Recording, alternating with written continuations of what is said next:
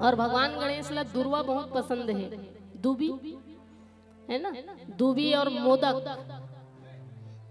और दूबी हाथी के प्रिय भोजन हरे दाई हो, हाथी मन के प्रिय भोजन दूबी हरे। और भगवान गणेश के मस्तक हाथी के हैं, इसलिए भगवान गणेश ला दूबी बहुत पसंद है। और गणेश जी में दूबी जरूर चढ़ाना चाहिए, दुर्वा।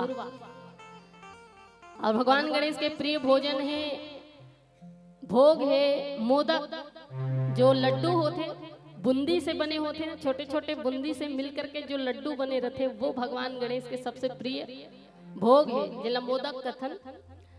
और मोदक धारण करते हुए गणेश जी एक सुंदर से शिक्षा देते, छोटे छोटे बूंदी के टुकड़ा हम मिल के एक मोदक बनते हैं ना, वैसे ही संसार के छोटे बड़े अमीर गरीब सब व्यक्ति मिल करके संगठित रहना सीखे, संगठन में रहना सीखे।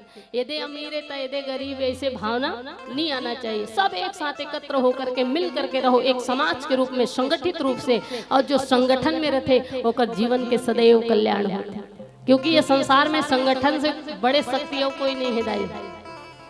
अगर आप एक पत्थर ले लो और पत्थर से कोनो कुत्तल मार के देखना, कुत्ता डर के मारे भाग जही, पर वही पत्थर से आप मधुमक्खी के छत्तल मार के देखना, आप लोग वहां से भागना पड़ जही, क्योंकि उकर बीच में संगठन है। और सब माछी जब मिल के चावना चालू करी ना, काटना, तो बड़े से बड़े आदमी हालत खराब कर दी। तो संगठन में जो शक्ति है, जो ताकत है, वो दुनिया की कहीं और ताकत नहीं है। इसलिए संगठित होकर रहना चाहिए। ये शिक्षा भगवान गणेश के मोदक हमें, जो छोटे छोटे बूंदी से मिलके बने रहते। भगवान गणेश के प्रिय भोग दुर्वा है, दूबी, पर भगवान फल के रूप में सबसे प्रिय है जाम, जाम के फल। गणेश भगवान में जाम फल चढ़ाना चाहिए। भगवान गणेश के सबसे प्रिय फल है जामुन है।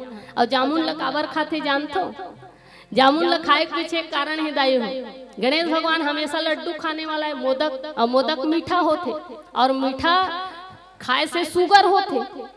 व्यवहार दृष्टि से अगर देखा जाए तो ज्यादा मीठ खावे शुगर नहीं हुई, तो ज्यादा मीठ खाए से शुगर होते। और जाम एक ऐसे फल है जो शुगर ला मिटाए के काम करते, इसलिए भगवान गणेश जी ना मीठा ज्यादा खाते, तोला कांटे पर जाम फल ला खाते, ताकि मोल शुगर जन हो।